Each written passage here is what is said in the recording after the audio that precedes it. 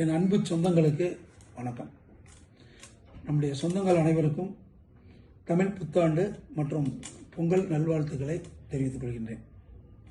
அடுத்து இந்த பொங்கலை பார்த்தீங்கன்னா நம்ம மகிழ்ச்சிகரமாக கொண்டாடக்கூடிய சூழ்நிலை கொஞ்சம் இல்லை. என்ன காரணம் தெரியும் உங்களுக்கு.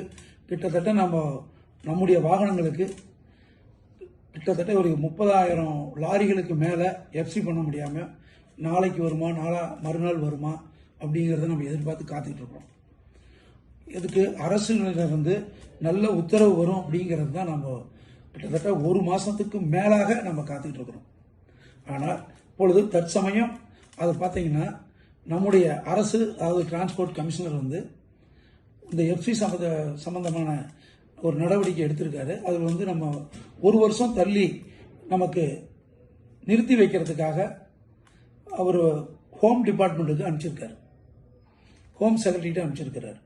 இதை நாங்கள் கிட்டத்தட்ட ஒவ்வொரு மந்திரிகளாகவும் சரி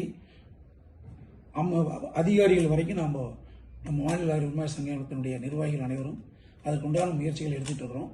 இப்போ நேற்றுக்கு முதல் நாள் நம்முடைய ஹோம் செக்ரட்டரி திரு திராஜ்குமார் அவர்களையும் நம்முடைய முதல்வருடைய தனி செயலாளர் திரு உமாநாத் அவர்களையும் சந்தித்தோம்.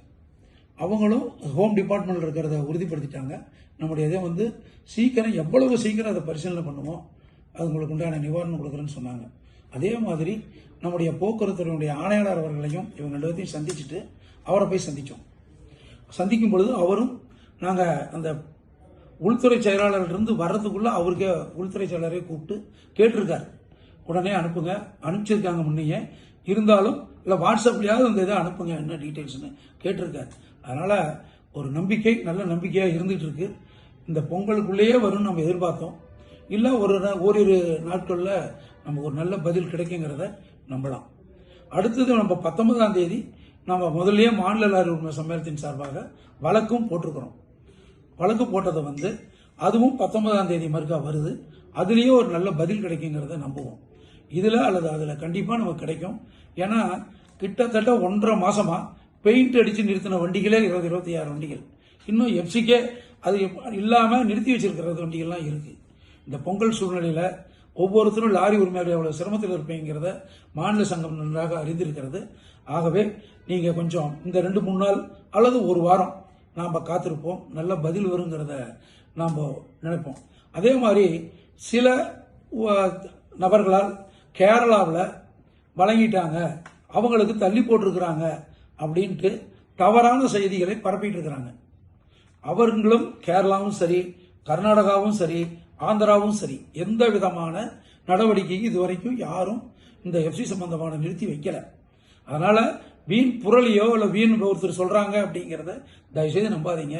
கேரளா அரசும் விளக்கம் கேட்டிருக்குது. அந்த டிரான்ஸ்போர்ட் கமிஷனர் இந்த மாதிரி ஒரு 50% நம்ம தள்ளி வாங்கிக்கலாமா அப்படின்னு அவங்க அரசுக்கு எழுதினது தான் அது ஒரு கடிதம். அதுதான் நடந்திருக்குதே ஒழிய எந்த விதமான முன்னேற்றம் மற்ற மாநிலங்களுக்கு இல்லை. ஆனால் நம்ம மாநிலத்தில் பொறுத்த வரைக்கும் விரைவில் நம்ம கிடைக்குங்கிறத நிச்சயமா நம்புறோம். அதனால இந்த பொங்கல் நல்லபடியாக நம்ம கொண்டாடுவோம். நிறுத்தி வச்சிருக்கிறவங்களுடைய சிரமமாக இருந்தாலும் கொஞ்சம் நாம் இந்த ஒரு வாரம் காத்திருந்து ஒரு நல்ல பதிலை எதிர்பார்ப்போம் என்பதை தெரிவித்துக் கொள்கின்றேன்.